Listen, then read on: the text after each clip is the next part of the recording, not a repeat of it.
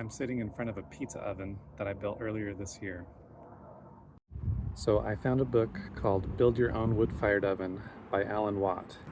Well, inside the book he's got a few different ways of building ovens. You can do clay, brick, you can use castable, and I went with the brick option.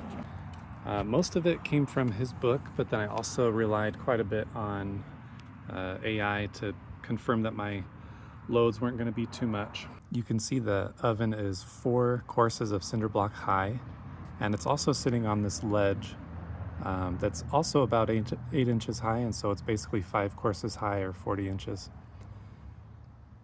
Now if we look underneath one of these cavities, you can see a false floor.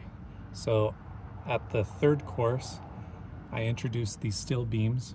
On top of those beams are sitting a couple cement boards. And then on top of those cement boards is about 8 inches of stamped earth. On top of that stamped earth, I have sand, and on top of the sand sit these fire bricks. The floor of the oven is made of fire brick. The dome is made of just red brick.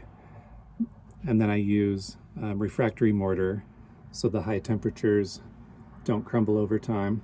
Don't crumble the regular mortar over time. Now on the outside of the brick dome, the whole thing is covered with a layer of ceramic blanket that forms a really nice insulation layer. You can't really see it, but it's there. It's about a 1/2 inch thick. And then that ceramic blanket is covered with cement. So the reason I went with this instead of an uni or some type of pizza oven is mostly for heat retention. Things that heat up quickly lose heat quickly as well. And so this oven I want to bake a lot of breads in, and I want it to be hot for a long time. So we've got the heat bank on the bottom.